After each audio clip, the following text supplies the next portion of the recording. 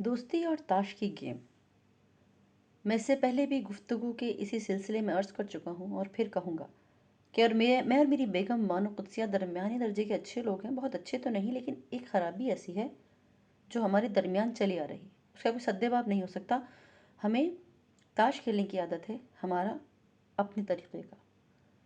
مجھے تو نہ میں جانتا تھا کہ تاش کھیلی کیسے جاتی ہے، میری ساس جو تھیں وہ کھیلا کرتی تھیں، میری بیوی نے بھی سیکھی، اور اس کے بعد ہمارے گھرانے میں یہ تاش آئی۔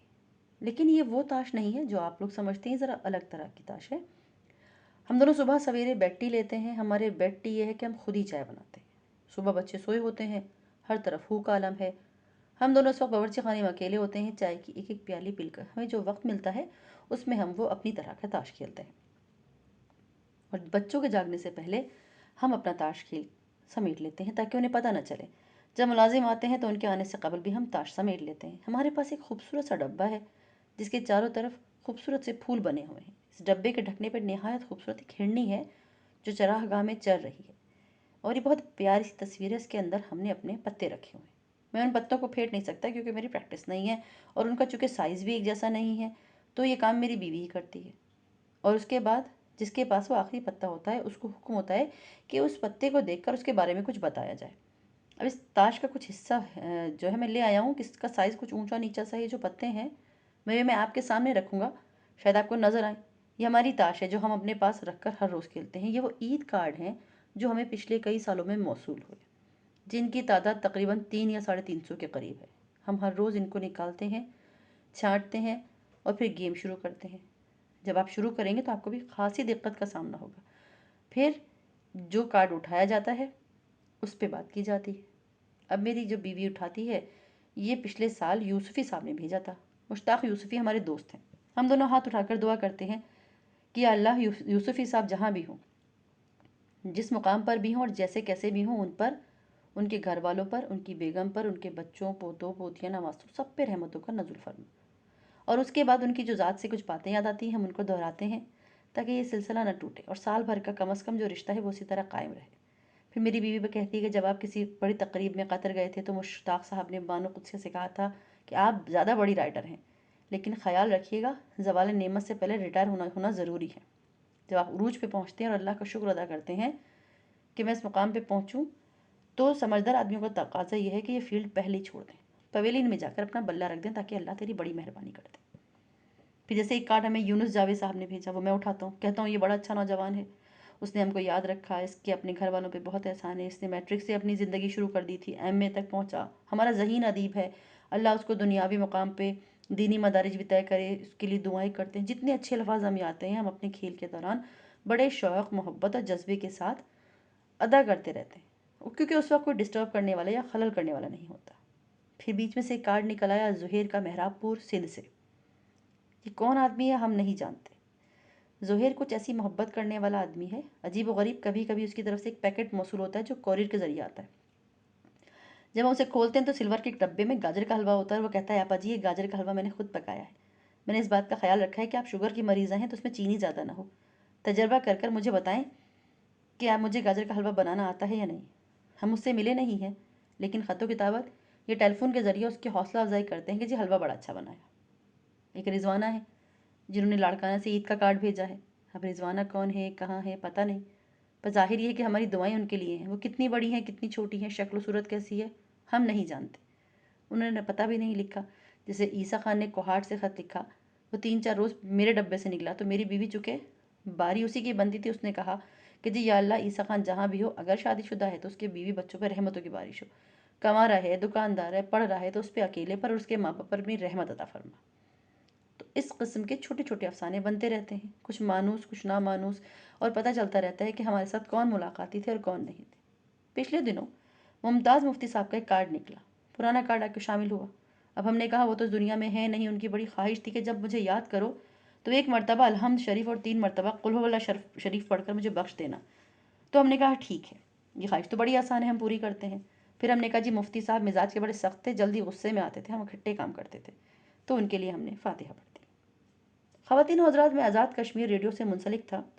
مری روڈ سے ہمیں آرڈر ہو گیا 1952 میں کہ یہ اسٹیشن بند ہو جانا ہے، شام کی جو ٹرانسمیشن ہے وہ پنڈی سے چلے گی۔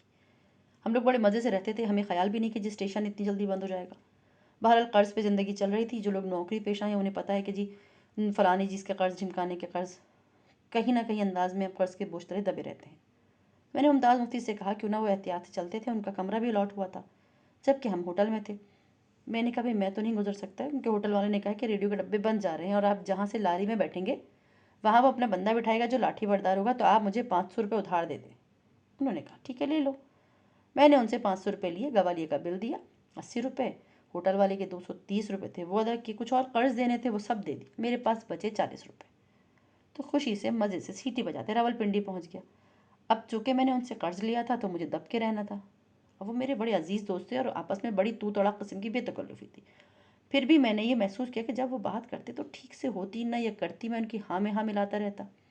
اب یہ کہ آپ نے ورلڈ بینک سے قرضہ لیا ہے، جو IMF کہہ دے کہ جناب بجلی کا بل 2 روپے کے بجائے 7 روپے لینے، تو ہم کہتے ہیں جی حضور بالکل صحیح بات ہے۔ تو اب جس کے ساتھ آپ قرضے میں ہوتے ہیں یا جس کے احسان میں ہوتے ہیں اس کے سامنے آپ کو دو ملانی پڑتی۔ تو جناب میں مفتی صاحب کوئی بھی بات کرتے ہیں میں کہتا سبحان اللہ، آپ بالکل ٹھیک کہتے ہیں۔ پڑھے لکھے آدمی تھے، سمجھ گئے، کہنے لگے دیکھو تم میری ہر بات کے ساتھ جو ایگری کرتے ہو نا، یس جو کہتے ہو، کبھی نا اتفاقی نہیں کرتے، اور جو سمجھتے ہو کہ جو ٹھیک کہہ رہا ہوں، تو آئندہ سے اس بات کا خیال رکھو، جیسے ہی میرے ساتھ بولو میری اسٹیٹمنٹ پہ تنقید جیسے کرتے تھے ویسے ہی کرو، ورنہ ابھی کے ابھی میرے 500 روپے واپس کرو۔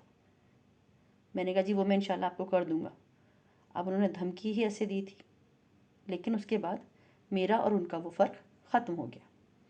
بہرحال میں ذکر کر رہا تھا کہ میری دوستی اور ملاقاتی کا جو ایک فرق ہے وہ مجھے سمجھ آنے لگا۔ ان عید کارڈوں کی مدد سے ہمارے صبح سویرے متوجہ ہو کے بیٹھنے سے ایک کمیونیکیشن ان کے درمیان ہونے لگا۔ تو آپ کسی کے لیے بھلائی کا کام کریں، کسی کے خلاف آپ کو غصہ ہو، جیسے میں اپنی بچیوں سے کہتا ہوں جو بہویں بن گئی ہیں کہ اگر ساس کو تم نے سزا دینی ہے تو اس کو بڑی بری طرح سے جو ہے نا مکوٹ اپنا، تو اس کے حق میں دعا کرو، دیکھو وہ کتنی بے چین ہو جائے گی، بجائے کہ جھگڑ کر اپنی ماں کے پاس جاؤ کہ اماں اس نے مجھے یہ کہا ہے۔ کیا حرج ہے 40 دن کہو کہ اللہ تعالیٰ میری ساس کو سلامت رکھ، حالانکہ ساس تو بڑی بلا ہوتی ہے، لیکن میں نے یہی سنا ہے۔ میری ایک بھانجی، اس کی بیٹی کا برڈ دکھا ہوا تھا، ہم دیکھنے گئے تو اس نے کہا نانا آپ ضرور جائیں۔ میں نے کہا بیٹے میں تو تجربہ رکھتا نہیں، کیا کروں گا؟ اس نے کہا نہیں آپ کو ضرور جانا ہے، آپ نے یہ دیکھنا ہے کہ میری نندیں کتنی ہیں۔ اور میرے لیے یہ کام ہو گیا مشکل کہ بھائی میں کیسے پوچھوں تیری بہنیں کتنی ہیں یا کیا ہے کیا نہیں۔ میں نے کسی طریقے سے معلوم کیا، میں نے کہا جی 5 ہیں۔ وہ کہنے لگی لاچی میں تو نہیں کرتی وہاں شادی۔ پھر مجھے پتہ چلا کہ نندیں کتنی خوفناک ہوتی ہیں۔ اب ہم مردوں کی تو نندیں نہیں ہوتی ہیں، تو واسطہ بھی نہیں پڑا۔ تو میں کہتا ہوں کہ دعا کریں، چاہے جتنا ہی دل جلا ہوا ہو، پھر بھی آپ کو ہی فائدہ ہوگا، بلکہ زیادہ پہنچے گا، بجائے نفرت یا غصے کے کہ جو ہم لڑائیاں کرتے ہیں نا، اس سے کام ختم نہیں ہوتا۔ ایک دن دعا کے لیے بیٹھ جائیں، بڑا سکون آتا ہے، آپ پہ رحمتوں کا نزول ہونا شروع ہو جائے گا، جو رحمتیں رکی ہوئی ہیں نا۔ اور جس دن آپ نے یہ سوچ لیا کہ ان کے اچھا کرنے سے آپ کا اچھا، یا ان کے برا کرنے سے آپ کا برا نہیں ہوگا، آپ کے اچھا کرنے سے آپ کا اچھا ہوگا۔ ابھی بات ہی ہو رہی ہے کہ دوست کون ہوتا ہے اور ملاقاتی کون ہوتا ہے۔ میں 9ویں 10ویں جماعت میں اسکول میں پڑھتا تھا، میرے 2 ٹیچر ماسٹر حشمت علی اور ماسٹر قطب الدین ہوا کرتے تھے، دونوں ریاضی کے ماہر تھے۔ انہیں خدا نے اس بارے میں بڑی صلاحیت دی تھی۔ ہمارے ضلع سے باہر اور دور دور کے مقامات سے ہندو سکھ استاد ان سے الجبرا، اور چونکہ یہ ہے ہی مسلمانوں کا علم، تو مشکل مسائل پوچھنے آیا کرتے تھے۔ وہ دونوں استاد اسکول ٹائم کے بعد لون میں بیٹھ کر ریاضی کے مسائل حل کیا کرتے تھے جو ہماری سمجھ سے باہر ہوتے تھے۔ ساتھ رہنا، اکٹھے رہنا، ایک دوسرے کے گھر اسکول جانا، ہم نے کبھی انہیں الگ نہیں دیکھا۔ اتنی گہری دوستی تھی جتنا بھی تصور کریں وہ کم ہے۔ پھر ایک دن کیا ہوا کہ ڈویژن انسپیکٹر آف اسکولز نے ماسٹر حشمت علی کی تبدیلی کر دی، وہ کسی اور ضلع کے کسی اور تحصیل میں چلے گئے۔ اب دونوں دوستوں کے درمیان ایک تکلیف دہ خلیج پیدا ہوئی، تو ہم طالب علم جو تھے، جو اسٹاف تھا، ان کے لیے اتنی تکلیف تھی۔ تو ماسٹر قطب الدین صاحب سے میں نے پوچھا کہ سر آپ کی تو بڑی تکلیف تھی، ان کے جانے سے آپ کی طبیعت پہ بہت بوجھ پڑا ہے۔ کہنے لگے ہاں پڑا ہے، زیادہ نہیں۔ میں نے کہا یہ آپ کیسی باتیں کر رہے ہیں، وہ تو آپ کے بہت قریب دوست تھے۔ کہنے لگے اشفاق میاں، بہت عزیز، بہت قریب ترین، لیکن آپ اس اعلیٰ درجے کی معیاری دوستی نہیں کہہ سکتے۔ بے شک ہمارے معمولات اکٹھے تھے، اکٹھے ساتھ کھاتے پیتے تھے، سارے لمحے ایک ساتھ گزارا کرتے تھے، لیکن یہ دوستی کی نشانی نہیں ہے۔ دوستی کی نشانی یہ ہے کہ جب تک آدمی اکٹھے بیٹھ کر روئے نہیں، اس وقت تک دوستی نہیں ہوتی، اور ہم کبھی اکٹھے بیٹھ کر روئے نہیں، اس لیے آپ کہہ نہیں سکتے کہ ہم بہت اچھے دوست تھے۔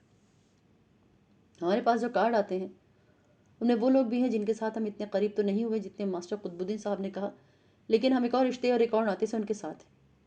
عید آتی ہے تو یہ خوشیاں لے کر آتی ہے، ایک طرح کا بوجھ ہے۔ اب نئے تاش نئے ڈبے میں بند ہوگی، پھر ہم کو یہ گیم کھیلنی ہے جس کی خوشی بھی ہوتی ہے، ذمہ داری بھی ہے اور بوجھ بھی ہے۔ اب یہ بات میں آپ پہ چھوڑتا ہوں کہ کیا یہ گیم جاری رکھنی چاہیے یا اسے بند کر دینا چاہیے؟ آپ سوچتے ہوں گے کیا عجیب گھرانہ اور کیا عجیب سا جوڑ ہے، کیسے عجیب باتیں کرتے ہیں۔ یہ ہم اس لیے کرتے ہیں کہ ہم دونوں کافی حد تک خود غرض ہیں۔ ہم نے دیکھا ہے کہ اصلاح کی بات کرنے میں نبی رحمت صلی اللہ علیہ وآلہ وسلم کے سائے میں رہنے سے ہم بڑی مرادیں پا سکتے ہیں۔ آپ کو رحمت للعالمین کا خطاب دنیا والوں نے نہیں دیا، آپ کو کل عالموں کی رحمت کا خطاب اوپر سے ملا ہے۔ ظاہر ہے ہم ان کے نقش پا کے قریب بھی نہیں جا سکتے، لیکن اگر اتنی سی بات کو پکڑیں کہ رحمت، شفقت، محبت، اطاعت اور نرمی سے میری ذات کو فائدہ ہوگا تو ہم خود غرض ہیں۔ لہٰذا اپنی ذات کو فائدہ پہنچانے کے لیے ہم نے یہ طریقے اختیار کیے ہیں اور اس سے ہمیں واقعی فائدہ ہو رہا ہے، اور میں سمجھتا ہوں کہ ہوتا رہے گا۔ میں دنیاوی فائدے کی بات کر رہا ہوں، شاید آگے بھی ہو، تو بے شک جو اللہ چاہتا ہے وہ کرتا ہے، اور آگے فائدہ انشاءاللہ ضرور ہوگا۔ تو اللہ تعالیٰ آپ کو آسانیاں عطا فرمائے اور آسانیاں تقسیم کرنے کا شرف عطا فرمائے۔ اللہ حافظ۔